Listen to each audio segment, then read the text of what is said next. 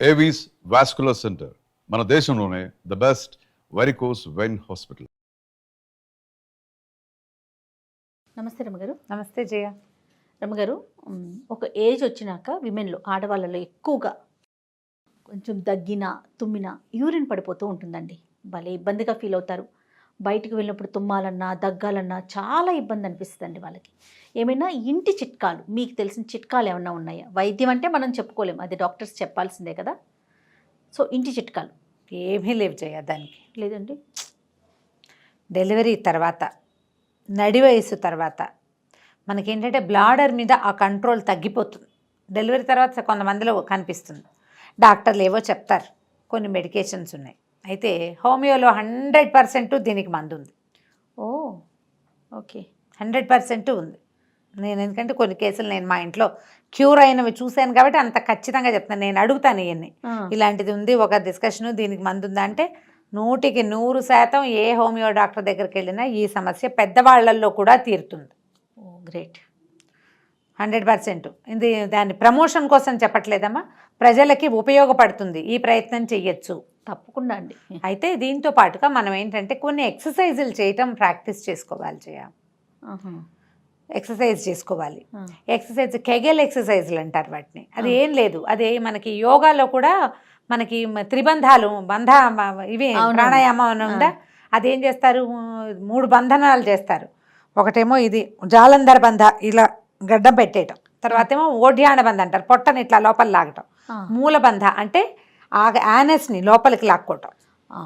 Front and back pelvic మజిల్స్ని బలం లోపలికి బిగపట్టడం అన్నమాట. పట్టి బిగించడం, వదిలిపెట్టడం, మళ్ళీ బిగించడం, మళ్ళీ వదిలిపెట్టడం, మళ్ళీ దాన్ని ఆపటం.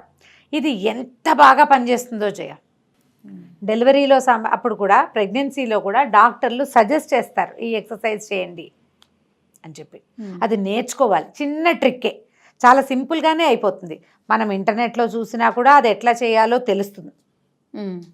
ఇవి ఎంత బాగా పనిచేస్తాయంటే దానివల్ల ప్రెగ్నెన్సీలో వచ్చే కాన్స్టిపేషన్ లాంటి సమస్యలు, ఈ ఫిషర్ ప్రాబ్లమ్స్ అవి తీరిపోతాయి. ఓ తర్వాత డెలివరీ తర్వాత కొంతమందికి లూజ్ అయిపోతుంది బాడీ, వాళ్ళకి బాగా ఉపయోగపడుతుంది. తర్వాత ఏమో కొంచెం 50 ఏళ్ళు వచ్చేసరికి మేనపాజులు అవి వచ్చేసరికల్లా ఆ కంట్రోల్ తప్పిపోతుంది. ఇవి ఎక్సర్సైజులు చేయాలంటే పెద్దవాళ్ళు చేయలేకపోతారు. అవి నుంచుని చేయొచ్చు, కూర్చుని చేయొచ్చు, పడుకుని చేయొచ్చు, 3 రకాలుగాను చేయొచ్చు. దానికి ఏం ప్రత్యేక సాధనాలు అవసరం లేదు, సిగ్గుపడాల్సిన పని కూడా లేదమ్మా. అవునవును, మనకు అవసరం కదా. ఎందుకంటే ఆడవాళ్ళ శరీరం రకరకాల పనుల కోసం పుట్టింది. మనకి ఇప్పుడు ప్రెగ్నెన్సీ డెలివరీ మాత్రమే కాదు కదా, ఈ ప్రెగ్నెన్సీకి డెలివరీకి మూల కారణమైన పీరియడ్స్ని మనం 10-12 ఏటి నుంచి మోస్తాం. అక్కడి నుంచి మొదలుపెట్టి 54 దాకా పడుతూనే ఉంటాం. అవును కదా. అవునవును. ఎన్ని రకాల ఇవి ఉన్నాయి, వ్యవహారాలు ఉన్నాయి మనకి ఇది అత్యంత అవసరమైనప్పుడు దాని మీద సిగ్గు మొహమాటం పడకూడదండి. అందుకే టాపిక్ తీసుకున్నాను, ఎందుకంటే అందరికీ తెలియాలి అనేసి. అవును, ఖచ్చితంగా ఈ ఎక్సర్సైజ్ చేసుకోవాలి. రైట్. ఇప్పుడు ఇది నాకు అవసరం లేదు అని మానేయక్కర్లా. 50 క్రాస్ అయిన వాళ్ళకి అవసరం లేకపోయినా కూడా, అంటే యూరినేషన్ కంట్రోల్ లేకపోవటం వల్ల నాకేం లేదు అని అనుకున్నా కూడా ఈ ఎక్సర్సైజుల వల్ల మీకు కొంచెం లైఫ్ ఇంకా కాస్త బాగుంటుంది. ఇది మంచిది, వీటిని చేసుకోవచ్చు.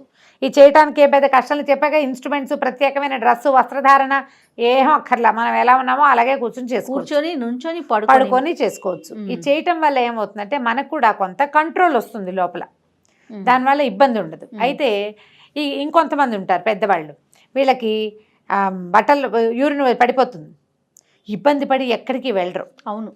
అయితే ఒక ఆవిడ నన్ను అడిగారు, డైపర్స్ వేసుకోవచ్చు, శుభ్రంగా వేసుకోవచ్చు, ఓ డైపర్ వేసుకుంటే సరిపోతుంది కదా. ఇప్పుడు మనకి పెద్దవాళ్ళకి డైపర్లు దొరుకుతున్నాయి. అవును. శానిటరీ నాప్కిన్స్ని కూడా వాడుకోవచ్చమ్మా నిర్మోహమాటంగా. మీరు ఆ బాత్రూమ్కి వెళ్ళే లోపల అది మిమ్మల్ని కాపాడుతుంది కదా. మీకు చీరలు పాడవవు, మొహమాటం వస్తుంది, నలుగురిలో సిగ్గుగా ఉంటుంది, చిన్నతనం దించుకుపోయిన ఫీలింగు, వెనకబడిపోయిన భావన కదా రమ్మగారు, ఒకలాంటి షై ఫీల్. ఆ ఫీలింగ్స్ ఏం పెట్టుకోవద్దు. ఎవరైనా సరే చక్కగా దీన్ని వాడుకోవచ్చు. అంటే బెడ్ రిడన్ వాళ్ళకే డైపర్లు అని అనుకోవద్దు. మామూలుగా ఉండే వాళ్ళకు కూడా ఇలా సడన్గా కొంచెం యూరిన్ లీక్ అయ్యే ప్రాబ్లం ఉన్న వాళ్ళు ఈ ఎక్సర్సైజులు చేస్తూనే బయటికి వెళ్ళినప్పుడు నాప్కిన్స్ని కానీ లేకపోతే డైపర్స్ని కానీ హాయిగా వాడుకోండి నిర్మోహమాటంగా. టెక్నాలజీని వాడుకోవటమేనా? ఇప్పుడు మనకి బోల్డ్ అవకాశాలు వచ్చినాయి, వాటిని వాడుకోండి. పిల్లలు చెప్పినా కొంతమంది పెద్దవాళ్ళు వినరు, ఏమిటో సిగ్గుపడతారు. మీరు లోపల ఏం వేసుకున్నారు ఎవరు అడుగుతారమ్మా, అంతే కదా చాదస్తం రమ్మగారు. కాకపోతే. ఇప్పుడు వెళ్ళటం మానే కన్నా ఉన్నదాన్ని వాడుకుంటే ఇప్పుడు హ్యాపీగా దేవాలయాలకు పాపం దేవాలయాలకు తిరగాలి, యాత్రలకు వెళ్ళాలి. ఈ సమస్యతోటి పాపం ఎక్కడికి వెళ్ళిపోయి ఇదో పెద్ద ప్రాబ్లం కాదు, అయినా కూడా ప్రాబ్లమ్. అయినా కూడా ప్రాబ్లమే పాపం. ఆ ప్రాబ్లం తోటి గుళ్ళల్లోకి వెళ్ళరు, ఎవరిళ్ళకి పెళ్ళిళ్ళకి వెళ్ళడానికి సిగ్గుపడతారు. దేవాలయానికి వెళ్తే అమ్మో దేవాలయాన్ని అపవిత్రం అయిపోతుంది, ఈ భయం ఉంటుంది. అవునవును. అప్పుడు హాయిగా డైపర్ వాడుకోండి, ఏం మొహమాట పడద్దు. ఈ ఎక్సర్సైజుల్ని పిల్లలు ఎవరైనా సరే మీ ఇంట్లో పెద్దవాళ్ళకి, అక్కయ్యలకు కానీ మగవాళ్ళకి కూడా వస్తాయి ఇవి. అవునా? మగవాళ్ళకి కూడా వస్తుంది, వాళ్ళ సమస్యలు వేరు. మనం ఇది ఆడవాళ్ళ కోసమే చెప్తున్నాం. ఈ కేగల్ ఎక్సర్సైజుల్ని బయటికి తీసి అమ్మకో, అమ్మమ్మకో, పెద్దమ్మకో, అత్తయ్యకో నేర్పించండి. ష్యూర్. చూపించండి. వాళ్ళతో పాటు మీరు కూడా చేసుకుంటే రేపు పొద్దున ఇలాంటి సమస్య ఇదని తెలుసు కదా మనకి. వాట్ ఈజ్ వాట్ అనేది మనకు అర్థమైతే అంతే కదా. అవునండి. దీనికి ఇది ప్రతిక్రియ అనేది మనకి తెలిసి ఉండాలి. సొల్యూషన్ అనేది తెలిసిపోతే దాన్ని చేసుకుంటే అయిపోతుంది. చేసుకుంటాం. ఏ వయసు వాళ్ళైనా ఇవి చేయొచ్చు. ఓకే, బాగుందండి. చక్కగా చేయొచ్చు, చాలా బాగా యూజ్ అవుతాయి. ఎంత క్విక్గా డిఫరెన్స్ వచ్చేస్తుందో ఒక 4-5 రోజులకే మీలో తేడా మీకే తెలుస్తుంది. తప్పకుండా. దాంతో పాటుగా మీకు కొంచెం సివియర్ ప్రాబ్లం కనుక ఉంటే తప్పకుండా ఒక డాక్టర్ సహాయం తీసుకోండి. ఇంగ్లీష్లో మెడిసిన్స్ ఏమి ఉండవమ్మా, దానికి ఎక్సర్సైజ్ చెప్తారు గ్యారెంటీగా. గైనకాలజిస్ట్ దగ్గరికి వెళ్ళామనుకో, అప్పుడు వాళ్ళు ఫలానా ఎక్సర్సైజ్ చేయండి అమ్మా అని చెప్తారు. మెడిసిన్ కూడా కావాలి అంటే మనం హోమియో డాక్టర్ని కన్సల్ట్ చేయండి, తప్పకుండా ఆ సమస్య తీరిపోతుంది.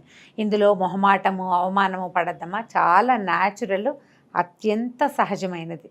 రమ్మగారు, ఇప్పుడు వైట్ డిశ్చార్జ్ ఎంత నార్మల్ కదండి. అవును. బ్లీడింగ్ మామూలుగా పీరియడ్స్, బ్లీడింగ్ నార్మల్. అట్లానే తుమ్మిన యూరిన్ పాస్ అవటం కూడా అంతే నార్మల్ కింద తీసుకుంటే పెద్ద సమస్యగా అనిపించదు. పొట్ట మీద ప్రెషర్ పడంగానే మనకి ఇలా యూరిన్ పాస్ అవటం. పెద్దవాళ్ళు ఎంత నలిగిపోతారనండి, చెప్పుకోలేక సిగ్గుతోటి. పిల్లలతో చెప్పుకోలేరు, పోనీ కోడళ్ళుంటే ఎవరికి షేర్ చేయలేక, మీరు అన్నట్లు బయటికి వెళ్ళలేక భలే ఇబ్బంది పడతారండి. అవును. కానీ ఈ వీడియో ఒక సమాధానంగా ఉంటే బాగుంటుంది నాకు. ముందు అందరికీ పాస్ ఆన్ చేసుకోండి, చేయండి. దీన్ని బాగా అటు ఇటు పంపిస్తే స్ప్రెడ్ చేశారంటే మీకు చెప్పక్కర్లేకుండానే వాళ్ళే ఆలోచన తెలుసుకుంటారు. పెద్దవాళ్ళు కూడా సిగ్గుపడాల్సిన అవసరం లేదు. అదే కదండి అంటున్నారు. రైట్ రమ్మ గారు, నమస్తే. నమస్తే.